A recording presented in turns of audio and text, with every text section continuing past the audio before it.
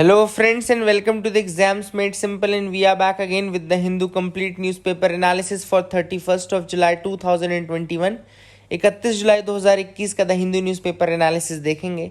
शुरू करने से पहले आपको बता दूं कि कमेंट सेक्शन में आपको हमारे टेलीग्राम चैनल की जो नया हमने बनाया टेलीग्राम ग्रुप बनाया डिस्कशन के लिए कल से, तो उसकी लिंक आपको मिल जाएगी। Please join us there. And इसके अलावा इंस्टाग्राम पेज की लिंक हमारी है। साथ ही करंट अफेयर्स के जो नोट्स हम प्रोवाइड करते हैं उसको ज्वाइन करने के लिए, और जो रिवीजन सीरीज ऑलरेडी चल रही है और उसको ज्वाइन करने के लिए आपके पास लिंक रहेगी। रिवीजन सीरीज़ के लिए मैं बता दूं, कई लोग पूछ रहे थे कि क्या रिमेनिंग मंथ्स के, जैसे चूँकि यूपीएससी का एग्ज़ाम पोस्टपोन हो गया था, तो क्या बाकी मंथ्स का करंट अफेयर्स आएगा? बिल्कुल आएगा। एग्ज़ाम अक्टूबर में है आपका, तो मैं अगस्त में आपको वीडियोस प्रोवाइड कर दूंगा। जो भी अभी पुराना जो जून जुलाई वाला कंटेंट है वो आपको पूरा प्रोवाइड मैं कर दूंगा। Don't worry about that videos you will receive in the month of August only. तो उसके लिए कोई दिक्कत नहीं। जो रिमेनिंग वीडियोस हैं ऑलरेडी उसमें 50 करीब वीडियोस, 10 क्वेश्चन सेट्स, 60 करीब वीडियोस ऑलरेडी अवेलेबल हैं रिवीजन सीरीज में, तो वो आप देख लीजिए। अगर आपने देख लिए हैं तो don't worry about that. 5-6 days के अंतर्गत अगस्त में आपको वो वीडियोस रिमेनिंग मिल जाएंगे करंट अफेयर्स के, ठीक है ना। आगे मूव करते हैं, आज के क्वेश्चंस के साथ स्टार्ट करते हैं जिनके जवाब आपको देने हैं। पहला सवाल है, a parliamentary system of government is one in which. Very good question. आपको बताना है कि पार्लियामेंट्री सिस्टम ऑफ गवर्नमेंट इनमें से क्या होता है। Options are, all political parties in the parliament are represented in the government, the government is responsible to the parliament and can be removed by it, the government is elected by the people and can be removed by them, and the government is chosen by the parliament but cannot be removed by it before completion of a fixed term। तो आपको बताने कि इनमें से कौन सा exactly represent करता है पार्लियामेंट्री सिस्टम को। Very very good question. Please do try to answer this question. Second question is, in the context of India, which of the following is the characteristic appropriate for bureaucracy? Bureaucracy के लिए इनमें से क्या appropriate है? Options are, an agency for widening the scope of parliamentary democracy, B, an agency for strengthening the structure of federalism, C, an agency for facilitating political stability and economic growth, या D, an agency for the implementation of public policy। इनमें से क्या correct है regarding the bureaucracy of India? You have to answer me. Question number 3 is, Rajya Sabha has equal powers with Lok Sabha in। इनमें से कौन से case में राज्यसभा के पास इक्वल पावर्स होती हैं with the Lok Sabha? Options are, the matter of creating new all India services, B, amending the constitution, C, the removal of the government, या D, making cut motions. तो इनमें से कहाँ पे राज्यसभा की पावर इक्वल होती है with the Lok Sabha? You have to answer that. Move करते हैं mains question of the day की तरफ। तो आज का mains question of the day है, India's performance at the Tokyo Olympics highlights the fact that further more needs to be done in the sports segment of India. What can be done to improve India's performance in these international competitions? तो आपको बताने कि Tokyo Olympics की में India की performance देख करके ये समझ में आता है कि हमको और ज़्यादा मेहनत करने की ज़रूरत है in order to improve our performance in the international competition. तो क्या किया जा सकता है कि इंडियन जो एथलीट्स हैं, इंडियन जो प्लेयर्स हैं, उनकी परफॉर्मेंस ऐसे इंटरनेशनल कॉम्पिटिशन में अच्छी रहे। Very very good question. Again आप ट्राई करिए आंसर लिखने का। कल कई लोगों ने आंसर लिखा था, for example Sudhanshu, Aishwarya and Akanksha. These 3 people road the answers yesterday, and in लोगों का आंसर देख करके लगता है कि कुछ लोग मेहनत कर रहे हैं। If you people write the answers, keep writing the answers, that will definitely help you in the examination। तो आप दूसरों का मत सोचिए, ठीक है। 3 लोगों ने शुरुआत की है, इसी तरीके से आप करते जाइए। Definitely you will gain success very soon. कल एक हिंदी मीडियम के विद्यार्थी ने भी आंसर लिखा था, that was also very good. I am not recalling the name, I will tell you the name, I will short out that also, but please keep writing the answers, है ना। आगे move करते हैं, news analysis part में आते। पहली news काफी important है, India's 14 tiger reserves get global cats recognition. तो याद रखिएगा, इंडिया के 14 टाइगर रिजर्व्स ऐसे जिनको ग्लोबल कैट्स रिकॉग्निशन, CATS बोलते हैं, CA/TS रिकॉग्निशन बोलते हैं, ठीक है ना। तो इन्वायरमेंटल मिनिस्टर ने अनाउंस किया कि 14 tiger reserves from India have received the accreditation at the global conservation assured tiger standard. इसको बोलते हैं क्या? Conservation assured. CATS जो है ना, कैट्स, CATS है आपका कंजर्वेशन एश्योर्ड, और उसके आगे लगा है एक डैश, देन टाइगर स्टैंडर्ड्स, ठीक है ना, याद रखिएगा। TS is for tiger standard, CA is for conservation assured. तो global conservation assured tiger standards का रिकॉग्निशन मिला है 14 टाइगर रिजर्व्स ऑफ इंडिया को, ठीक है ना। अब इंडिया के 14 टाइगर रिजर्व्स कौन कौन से हैं जो कि कैट्स के अंदर अभी रिकॉग्नाइज किए गए हैं? तो इसमें है Manas, Kaziranga, Orang. These 3 are from Assam, याद रखिएगा। Manas, Kaziranga and Orang are from Assam. Satpura, Kanha and Panna from Madhya Pradesh. Pench Pench is in the border of Madhya Pradesh and Maharashtra, तो Pench is that. Valmiki tiger reserve is in Bihar. Dudhwa is in Uttar Pradesh. Sundarbans is in West Bengal. Parambikulam is in Kerala. Bandipur is in Karnataka. Mudumalai and Annamalai are in Tamil Nadu. तो इसको याद रखिएगा कौन कौन से, Manas, Kaziranga and Orang are from Assam. Satpura, Kanha and Panna from Madhya Pradesh. Pench again from Madhya Pradesh Maharashtra. Valmiki is tiger reserve in Bihar. Dudhwa is in Uttar Pradesh. Sundarbans is in West Bengal. Parambikulam is in Kerala. Bandipur is in Karnataka. Mudumalai and Annamalai tiger reserves are in Tamil Nadu. The 3 most popular tiger reserves in the terms of tourist visitors। अब tourist visitors के terms में सबसे ज्यादा 3 popular जो थे India की तरफ से वो थे Corbett in Uttarakhand, Ranthambore in Rajasthan and Bandhavgarh in Madhya Pradesh. याद रखिएगा, Corbett from Uttarakhand, Ranthambore from Rajasthan and Bandhavgarh from Madhya Pradesh, ठीक है ना। But these 3 do not figure out in the list of 14 tiger reserves to get the cats recognition. India में ऐसे 3 जो पॉपुलर हैं इन टर्म्स ऑफ विजिटर्स वो कॉर्बेट, रणथंबोर एंड बांधवगढ़ है, but these do not figured out in 14 tiger reserves to get the cats recognition. इनका नाम नहीं था। अब ये कैट्स क्या है, कंजर्वेशन एश्योर्ड टाइगर स्टैंडर्ड्स क्या है? It was actually launched in 2013 and it has been developed by tiger and protected area experts. तो tiger and protected area experts ने इसको डेवलप किया है, स्टैंडर्ड्स डेवलप किए हैं। कंजर्वेशन एश्योर्ड टाइगर स्टैंडर्ड्स हैं ये। बेसिकली एक क्राइटेरिया है, मिनिमम क्राइटेरिया है, एक तरीके से बेंचमार्क है which is necessary for tiger conservation. तो ये टाइगर कंजर्वेशन के लिए ज़रूरी है एंड ये मिनिमम स्टैंडर्ड सेट करता है फॉर इफेक्टिव मैनेजमेंट, ठीक है ना। तो इफेक्टिव मैनेजमेंट हो सके या टाइगर कंजर्वेशन के रिगार्डिंग इफेक्टिवली काम किया जा सके, उसके लिए मिनिमम स्टैंडर्ड सेटअप करता है एंड इंकरेज करता है the assessment of these standards as well.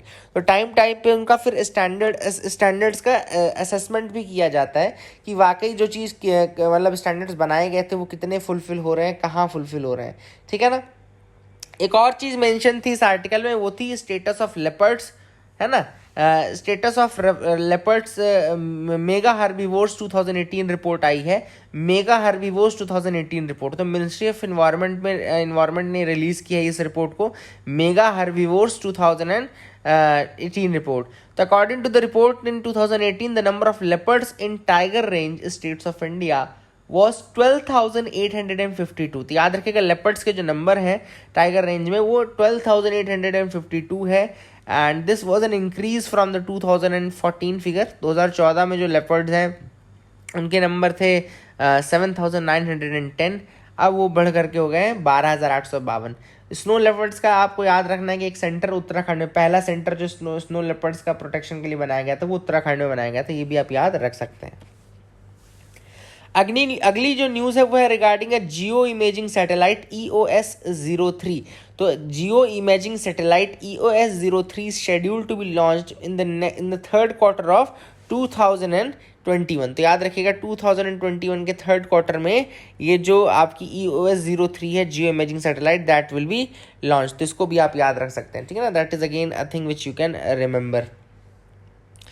अब ये क्या है, अर्थ इमेजिंग सैटेलाइट है। इसका काम क्या होता है, ऑब्वियस सी बात है, अर्थ इमेजिंग सैटेलाइट का काम होता है कि वो इमेज लेते रहते हैं पूरे कंट्री के 4 to 5 टाइम्स डेली अलग अलग तरीके से, फिर इन इमेजेस को एनालाइज करके रियल टाइम मॉनिटरिंग की जाती है नेचुरल डिजास्टर्स की, जैसे कि फ्लड्स हैं, साइक्लोन्स हैं, भैया कैसी फ़ोटो आ रही है, क्या ये फ़ोटो किसी चीज़ का इंडिकेटर है या नहीं है, ये सारी चीज़ें देखी जाती हैं। उनके ऊपर बाकायदा रिसर्च चलती रहती है, जो भी फ़ोटोज़ मिलती हैं उनके ऊपर रिसर्च चलती रहती है एंड डिज़ास्टर से पहले ही वो बता सकते हैं। वाटर बॉडीज़ के रिगार्डिंग मॉनिटरिंग अगर करनी है, क्रॉप्स के रिगार्डिंग करनी है, वेजिटेशन कंडीशंस के रिगार्डिंग करनी है, फॉरेस्ट कवर चेंजेस को अगर एनालाइज करना है, तो इन फोटोज़ के माध्यम से वो सारी चीज़ें की जाती हैं। तो I hope you got clarity regarding that as well. Small satellite launch vehicle क्या होता है, आपको पता होना चाहिए कि स्मॉल सैटेलाइट लॉन्च व्हीकल एक स्मॉल लिफ्ट लॉन्च व्हीकल होता है which is being developed by ISRO ने डेवलप किया है SSLV, and their cost effective 3 stage all solid launch vehicles with the payload capacity of 500 kilogram, है ना, to 500 kilometre. तो 500 kilogram को 500 किलोमीटर तक भेजने की कैपेबिलिटी रखते हैं, या 300 किलोग्राम को सन सिंक्रोनस पोलर ऑर्बिट तक भेजने की कैपेबिलिटी ये रखते हैं SSLV। याद रखेगा 500 किलोग्राम टू 500 किलोमीटर या 300 kilogram to sun synchronous polar orbit. Cost effective 3 stage all solid launch vehicles, याद रखेगा। This is a very important thing regarding SSLV। And benefits क्या है, SSLV is ideal for on demand quick turn around launch of small satellite. छोटी satellites अगर आपको launch करना है, polar orbits तक अगर आपको लॉन्च करना है, तो आप बहुत इजीली SSLV के माध्यम से कर सकते हैं उसको, ठीक है ना। I hope you got clarity regarding that. देखते हैं एक और न्यूज़ फ्रंट पेज की। Lovlina assures India of a second medal. तो यहाँ पे India's quest for second medal at the Tokyo Olympics gained fillip as Lovlina Borgohain. याद रखिएगा Borgohain, Lovlina Borgohain basically she is a boxer and she got this medal in the 69 kilogram women's weight category. याद रखिएगा महिलाओं के 69 kilogram weight category में boxing semifinal में पहुंच गई हैं लवलीना बोरगोहेन। तो basically she can win any medal now right now, but at least she is guaranteed of a bronze in Tokyo. तो she is guaranteed of bronze and PV Sindhu has moved into the badminton semis. तो PV Sindhu भी badminton के semis में पहुंच गई हैं। She is also closing in to a medal and let's pray for them, let's pray for them from our side, from Indian side, ताकि ये लोग बिल्कुल ऑब्वियस सी बात है भले कम मेडल मिले बट ऐसा कुछ मिलता रहे, and that also motivates the players, that also motivates the country also, it's good for the country। एक तरीके से कंट्री का जो सॉफ्ट पावर है उसको इंक्रीज करता है, सॉफ्ट पावर को इंक्रीज करता है। Supreme Court to hear the plea against snooping next week. अब स्नूपिंग के अगेंस्ट जो पिटीशन आया है अभी रिसेंटली, इस क्या पिटीशन आया है, एक्चुअली कपिल सिब्बल ने पिटीशन डाला है जिसमें उन्होंने लिखा है कि सर्वेलेंस और interception is justified only in the cases of public emergency. यानी कि जो सर्वेलेंस होता है या इंटरसेप्शन होता है, ऑब्वियस सी बात है गवर्नमेंट करती है, जरूरत पड़ती रहती है, लेकिन that is only for the cases of मतलब इंटेंस पब्लिक इमरजेंसी और in the interest of public safety. या तो पब्लिक सेफ्टी का कंसर्न हो या फिर पब्लिक इमरजेंसी हो कोई। लेकिन अगर ये दोनों चीज़ें नहीं है तो फिर आप बिना किसी रीज़न के अगर स्नूपिंग कर रहे हो, जैसा कि ऐसा काफ़ी चीज़ें क्लियर हो रही हैं। पेगासस के आने के बाद भी हमने ये देखा कि कई बार पेगासस के लिए भी इजराइल ने बोला है कि they are selling actually Pegasus to the government only, government controlled authorities को ही पेगासस दिया जा रहा है। तो ये भी एक तरीके से जांच का विषय होना चाहिए कि क्या ऐसा तो नहीं कि गवर्नमेंट पेगासस का यूज़ कर रही है फॉर स्नूपिंग एंड ऑल, है ना। और अगर हैकिंग या डिक्रिप्शन इस तरीके का हुआ है, देखो इंडिया में हैकिंग अभी भी एक क्रिमिनल ऑफेंस है, it's a criminal offence in India. Interception और सर्विलेंस अलग चीज़ है, लेकिन अगर आप हैकिंग करेंगे या that is a criminal conviction in India. अगर आप गवर्नमेंट से होम मिनिस्ट्री से परमिशन लेकर के, क्योंकि मैंने आपको पहले बताया था कि होम मिनिस्ट्री जो है, होम सेक्रेटरी जो है, that is actually the nodal body for allowing of this interception and all. अगर इंटरसेप्शन करना रहता तो पहले आपको होम सेक्रेटरी या होम उसकी परमिशन लेनी पड़ती है, उसके बाद वो चीज़ आगे होती है, गवर्नमेंट के थ्रू ही हो सकता है ये। लेकिन अगर ये सारी चीज़ें परमिशन नहीं ली गई हैं या फिर पेगासस के थ्रू हैकिंग की गई है, so that comes under a criminal offence. तो यही चीज़ है जो कि सुप्रीम कोर्ट चेक करेगा in the next week. Let's see what happens, but obviously बात है for keeping the privacy in mind, keeping everything in mind, it gives a chilling effect on the people. अगर आपको पता चले कि आपके ऊपर इस तरीके से स्नूपिंग हो रही है तो आप बहुत सारी चीज़ें नहीं कर पाएंगे, है ना। सो that is the thing which is important. I hope you got clarity regarding that. आगे मूव करते हैं, देखते हैं और क्या इंपॉर्टेंट न्यूज़ आइटम्स। उसके पहले मैं आपको मैप दिखा देता हूँ, आज का मैप जो मैं दिखाऊंगा वो है actually, let me tell you the news first. देखो यहाँ पे आपको लिखा है ना, India and China to hold 12th round of talks today. India and China जो है वो 12th round of talks basically करने वाले हैं for Gogra and hot springs in the eastern Ladakh. Gogra and hot springs वाले रीजन में, ईस्टर्न लद्दाख का रीजन है, वहाँ पर ये लोग 12th राउंड की बात करने वाले हैं। तो let me show you the map regarding this only. ये है जम्मू कश्मीर और लद्दाख वाला रीजन, एंड लद्दाख वाले रीजन में मैं आपको थोड़ा सा कुछ इंपॉर्टेंट पॉइंट्स दिखाता हूँ। जो टॉप मोस्ट रेड पॉइंट है वहाँ से देखना शुरू करिएगा, है ना। टॉप मोस्ट रेड पॉइंट से देखना शुरू करेगा। पहला जो सबसे ऊपर का पॉइंट है वो है काराकोरम पास, ठीक है ना, पेट्रोलिंग पॉइंट 1 है ये Karakoram pass, that is actually at the border region जो काराकोरम के वहाँ पर है। And the height there is 18,176 feet, Karakoram pass की हाइट है वहाँ पे। फिर नीचे जो आपको सेकंड पॉइंट यहाँ पे नीचे ऊपर से नीचे जो सेकंड रेड पॉइंट दिख रहा है मार्क्ड है वो है दौलत बेग ओल्डी। दौलत बेग ओल्डी एक्चुअली जब चाइना के साथ हमारा डिस्प्यूट शुरू हुआ था ना, तो ये दौलत बेग ओल्डी रोड पे ही शुरू हुआ था, इसके कंस्ट्रक्शन पे ही शुरू हुआ था। दौलत बेग ओल्डी रोड पे जो कंस्ट्रक्शन चल रहा था उस कारण से ये पूरा डिस्प्यूट स्टार्ट हुआ था। फिर नीचे आपका पेट्रोलिंग पॉइंट्स 10 to 13 बेसिकली है, देपसांग सेक्टर कहलाता है, वाई जंक्शन देपसांग सेक्टर में आता है ये चीज़। तो I hope you got clarity regarding that also. फिर नीचे जब आप आएंगे तो यहाँ पे आपको बिल्कुल अक्साई चीन से जुड़ा हुआ चौथा जो रेड पॉइंट है जहाँ पे पेट्रोलिंग पॉइंट 14 लिखा हुआ है वो है Galwan valley. Galwan valley region is actually the patrolling point 14 region, याद रखिएगा Galwan valley is the patrolling point 14 region. I hope you are able to see that as well. फिर आपको नीचे जो एक पॉइंट दिख रहा है वो है हॉट स्प्रिंग वाला पॉइंट, बिल्कुल आप देख लीजिए पूरा कहाँ है, कहाँ पे कौन सी चीज़ लाई करते हैं। एक्चुअली ये वाले कट जो रहते हैं ना, ये जो मैप में कट रहते हैं ये भी काफ़ी इंपॉर्टेंट होते हैं, आपको इन कट से भी देखना चाहिए कि ये वाला कट जो आ रहा है मैप में ये कहाँ पे आ रहा है। तो ये जो अपना इंडिया के मैप में ये वाला कट जो है ये हॉट स्प्रिंग पेट्रोलिंग पॉइंट 15 के पास आ रहा है। पेट्रोलिंग पॉइंट 14 हमने देखा था गलवन वैली का था, पेट्रोलिंग पॉइंट 15 हमने देखा हॉट स्प्रिंग वाला रीजन है, इसको भी आप याद रखिएगा। फिर 15 के बाद नीचे जब आप आओगे तो यहाँ पे जस्ट उससे हॉट स्प्रिंग से जुड़ा हुआ देखो एक और पॉइंट नीचे दिख रहा है ना, हॉट स्प्रिंग इस पे है, उससे जुड़ा एक और रेड पॉइंट नीचे वो है Gogra, that is the Gogra point. इन्हीं दोनों पॉइंट्स के लिए जो बातचीत चल रही है डिसएंगेजमेंट इसी हॉट स्प्रिंग और गोगरा वाले रीजन के लिए चल रही है। पेट्रोलिंग पॉइंट 15 पेट्रोलिंग पॉइंट 16 ये आपको याद रखने हैं, ठीक है ना। फिर आप इसमें पेट्रोलिंग पॉइंट 17 भी है गोगरा में, पेट्रोलिंग पॉइंट 17A है गोगरा में which was there at the stand off. Patrolling point 17A Gogra में ही है। 17 15 17 दोनों इंपॉर्टेंट है। पेट्रोलिंग पॉइंट 15 आपका मैंने बताया हॉट स्प्रिंग वाला है, पेट्रोलिंग पॉइंट 17 जो है वो आपका गोगरा वाला है, याद रखिएगा।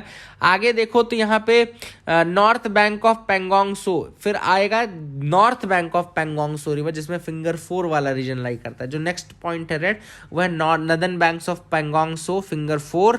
फिर नीचे अब आओ तो south bank of Pangong Tso हो जाएगा, south bank of Pangong Tso that is again there, ठीक है ना। और यहाँ पे डिसएंगेजमेंट का काम चल चुका है। तो that is the thing which I hope you will be remembering everything. एक और मैप इससे जुड़ा हुआ है, सेम चीज़ है, मैंने दिखा दिया आपको, काराकोरम पास दिखा दिया, दौलत बेग ओल्डी दिखा दी रोड मैंने आपको दिखाया। फिर मैंने आपको दिखाया ये आप देख लो लेकिन कि इंटरनेशनल बाउंड्री किस तरीके से है ना। चाइना का क्लेम जो है, चाइना कहाँ से क्लेम करता है एंड ऑल, इंटरनेशनल बाउंड्री उधर की थी लेकिन चाइना क्या क्लेम करता है, ये जो येलो वाला बीच में चाइना का अक्साई चीन वाला उन्होंने क्लेम कर लिया ना, तो अक्साई चीन वाला रीजन वहाँ जाता है। फिर गलवन वैली मैंने आपको दिखा दिया, हॉट स्प्रिंग देख लो वहाँ पे आपका हॉट स्प्रिंग वाला रीजन, यहाँ पे भी आपको दिख रहा होगा हॉट स्प्रिंग दिख रहा होगा। फिर northern bank of Pangong Tso, southern bank of Pangong Tso, ये मैंने ऑलरेडी आपको बताया हुआ है, ठीक है ना, ये मैंने आपको दिखाया है। तो I hope you got clarity regarding these maps, काफ़ी इंपॉर्टेंट मैप्स हैं ये, और ये आपको अगर समझ में आ गए तो काफ़ी कुछ आप समझ सकते हैं रिगार्डिंग द क्वेश्चंस और ऑल, जब भी वो पूछे जाएंगे यूपीएससी में तो आप कर पाएंगे। आगे मूव करते हैं, देखते हैं क्या इंपॉर्टेंट न्यूज़ आइटम्स और बचे हैं जिनको हमको डिस्कस करना है। तो you can move ahead with मी।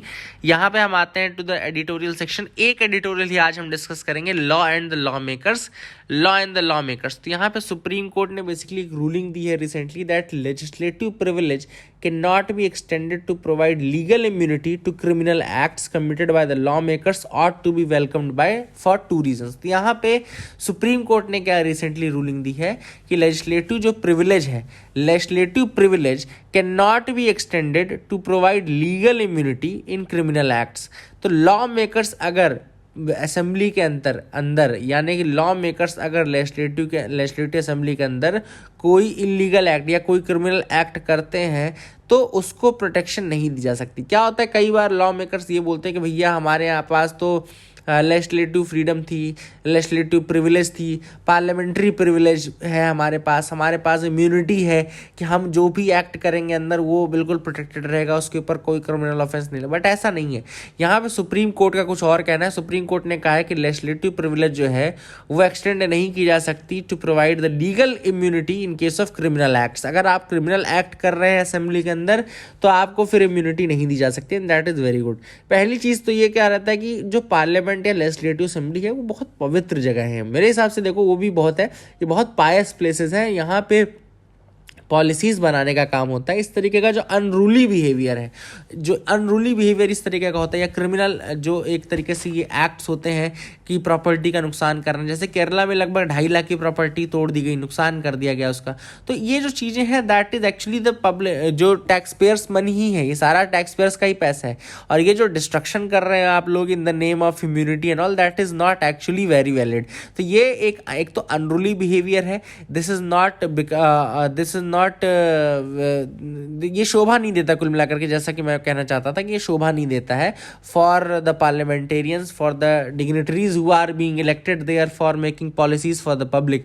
दूसरा इन्होंने दिया है रीज़न कि क्यों ये सही नहीं है, बिकॉज मतलब ये डिसीजन क्यों सही है सुप्रीम कोर्ट का, the decision revivifies the law relating to a prosecutor's role in withdrawing an ongoing criminal case. और बेसिकली वही वाली बात है कि ये दोबारा से रिविफाई कर देता है जो लॉ है relating to prosecutor's role in withdrawing an ongoing criminal case. तो कुल मिलाकर के वही वाली बात है कि सुप्रीम कोर्ट जो है that is playing its role, Supreme Court अपना रोल प्ले कर रहा है, and that is very good also. That sets an precedent, that sets an example as well. तो ये एग्जाम्पल भी सेट करता है फॉर अदर्स, ताकि फ्यूचर में भी इस तरीके के एक्ट्स ना हो, है ना। अगर इस बार ही इनको छोड़ दिया जाएगा तो इम्यूनिटी के नाम में कल को तो आप पार्लियामेंट के अंदर जाके मर्डर भी कर सकते हो। तो इम्यूनिटी आपको एक लिमिटेड इम्यूनिटी दी जा सकती है, आप जो कहेंगे वो आपके अगेंस्ट नहीं यूज़ किया सकता, आप कह सकते हो, लेकिन इस तरीके का जो क्रिमिनल एक्ट है, पब्लिक प्रॉपर्टी का नुकसान है, वो आप नहीं कर सकते हैं। थोड़ा सा मैं पार्लियामेंट्री प्रिविलेज के बारे में बता दूं तो parliamentary privilege basically refers to rights and immunities enjoyed by the parliament as an institution and MPs in their individual capacity. तो क्या होता है कि पार्लियामेंट्री प्रिविलेजेस मिलती हैं कुछ, जो कि इम्यूनिटीज होती हैं, राइट्स होते हैं which are enjoyed by the parliament as an institution whole. तो पार्लियामेंट एज एन इंस्टीट्यूशन भी इंजॉय करता है, and MPs as individual capacity भी इंजॉय करते हैं, ठीक है ना। एंड ये हेल्प करते हैं, बेसिकली क्यों दी जाती है privilege immunity, so that they can discharge their functions entrusted upon them by the constitution, so that वो अपने काम को अच्छे से कर पाएं, the functions entrusted upon them। and क्या पार्लियामेंट्री प्रिविलेजेस जो है वो डिफाइंड है अंडर लॉ। तो according to the constitution the powers, privileges and immunities of the parliament and MPs are to be defined by the parliament. तो constitution ये कहता है कि पावर्स, इम्यूनिटीज एंड जो पार्लियामेंट, ये सब है पावर्स, इम्यूनिटीज, ये पार्लियामेंट डिफाइन करेगा। बट अभी तक कोई लॉ नहीं बनाया गया है, तो इस कारण से ये जो ब्रिटिश पार्लियामेंट्री कन्वेंशंस थे ना वही चल रहे हैं। तो याद रखिएगा कोई लॉ नहीं बनाया गया है, और कॉन्स्टिट्यूशन ये बोलता है कि जो पार्लियामेंट की प्रिविलेजेस हैं, इम्यूनिटीज हैं, they will be defined by the parliament. तो no law so far has been enacted, but ये एक्चुअली में ब्रिटिश पार्लियामेंट्री जो कन्वेंशंस चलते हैं उन्हीं को फॉलो किया जा रहा है। तो that is again a thing which is important. I hope you got clarity. And breach of privilege का मतलब क्या होता है? तो ब्रीच ऑफ प्रिविलेज का मतलब है कि अगर आप अपने प्रिविलेजेस का, अपनी इम्यूनिटी का, अपने राइट्स का मिसयूज अगर आप कर रहे हैं, या फिर आप उसको उस एक्सटेंट में तोड़ रहे हैं, उस एक्सटेंट में तोड़ रहे हैं जहाँ पे कि उसको प्रोटेक्शन दिया जाना संभव नहीं है, तो that is actually known as the breach of privilege. अब इसके अंदर क्या क्या हो सकता है? इसके अंदर ये हो सकता है कि आपने ऐसा कोई न्यूज़ आइटम जो है वो पब्लिश करवा दिया, या कोई ऐसा स्टेटमेंट दे दिया, तो ये तो वो बोल रहे हैं। तो यहाँ पे जो केरला का केस था एलडीएफ का, उसमें तो पूरा पब्लिक प्रॉपर्टी को ही तोड़ दिया उन्होंने पार्लियामेंट के अंदर की। तो that was actually very raucous, and that demanded some prosecution in that case. आगे मूव करते हैं, देखते हैं और क्या इंपॉर्टेंट न्यूज़ आइटम्स है जिनके बारे में हमको डिस्कस करना है। Differently abled to scale the Siachen to set record. तो यहाँ पे 15 अगस्त को एक रिकॉर्ड बनाए जाने का ट्राई किया जाएगा by a team of retired special force persons. तो याद रखिएगा रिटायर्ड स्पेशल फोर्स पर्सनस जो है अंडर द क्लॉ ग्लोबल। तो क्लॉ ग्लोबल के नाम के अंतर्गत ये ग्रुप जो है लीड किया जाएगा डिफरेंटली एबल्ड पीपल्स का। Differently abled peoples they will be attempting at a world record by trekking the Siachen Glacier, which is the world's highest battlefield. याद रखिएगा Siachen is the world's highest battlefield, and इसको track किया जाएगा by a team of persons under this Claw Global के नाम से याद रखिएगा, CLAW Claw Global एक टीम है जो कि रिटायर्ड पर्सनल्स एंड उसमें भी डिफरेंटली एबल्ड द्वारा रहेगा, किया जाएगा. दे will be attempting for that. ठीक है ना. आगे मूव करते हैं, देखते हैं क्या और इम्पॉर्टेंट न्यूज़ आइटम्स हैं जिनको हम डिस्कस कर सकते हैं. So you can move with me. यहाँ पे नेक्स्ट एग्जामिनेशन के बारे में कि गवर्नमेंट में roll out the NEXT for medicos in 2023. तो नेक्स्ट एग्जामिनेशन जो है, जैसे अभी नीट आया ना, नीट क्या है, national eligibility cum entrance test. ये नीट जो है ये यूजी कोर्सेज के लिए एक कॉमन एंट्रेंस टेस्ट बन गया है, कॉमन एंट्रेंस टेस्ट बन गया है for students who are seeking to enter into the MBBS courses. तो अगर आप एमबीबीएस कोर्स में एंटर करना चाहते हो तो आपको नेक्स्ट के थ्रू नीट के थ्रू आना पड़ेगा. ठीक है ना. चाहे वो आयुष का कोर्स हो, चाहे कोई भी कोर्स हो, आपको नीट के थ्रू आना पड़ेगा.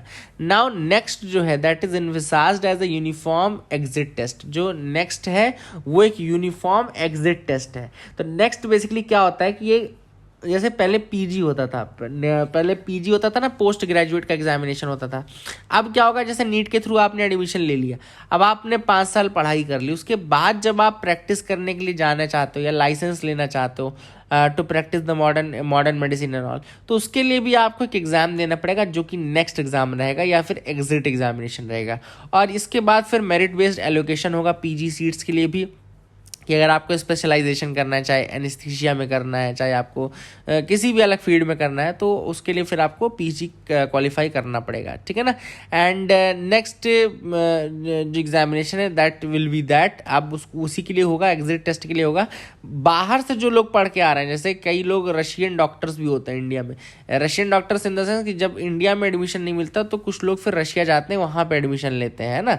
तो काफ़ी ज़्यादा ये चीज़ चलती है इंडिया में, एंड दूसरी कंट्रीज में जाते हैं, क्योंकि इंडिया में एडमिशन मिलना बहुत ज़्यादा कठिन है, रशिया में या दूसरी जगह में एडमिशन मिलना कंपैरेटिवली ईजियर है.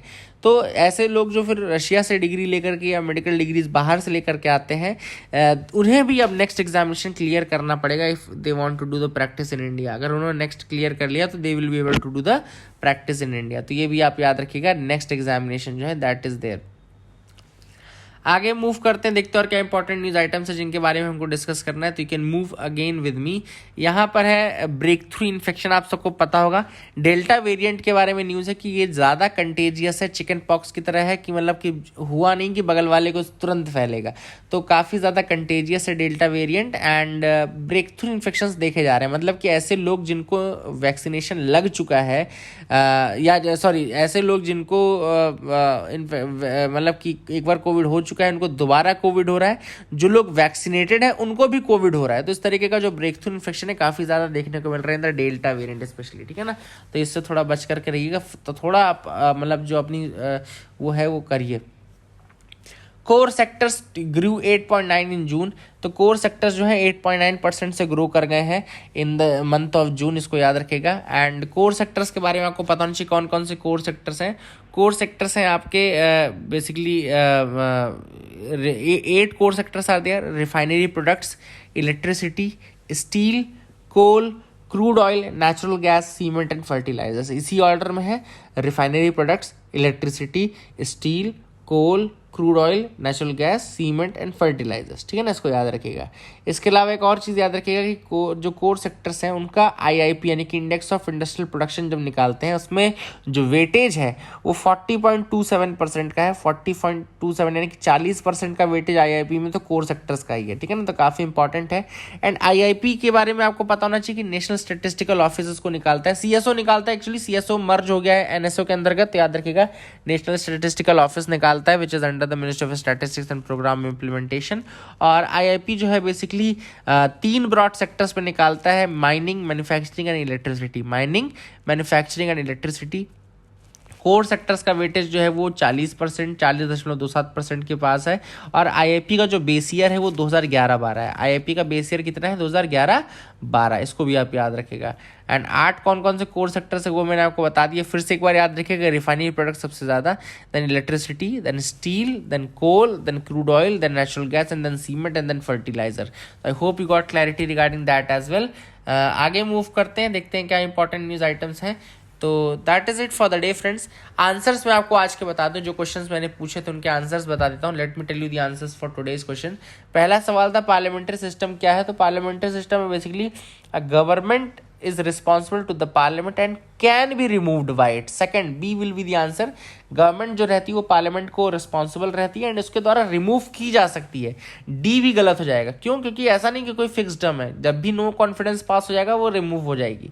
सेकंड जो स्टेटमेंट है, सेकंड क्वेश्चन ब्यूरोक्रेसी के रिगार्डिंग था, तो ब्यूरोक्रेसी का आंसर है D, it is an agency for implementation of public policy.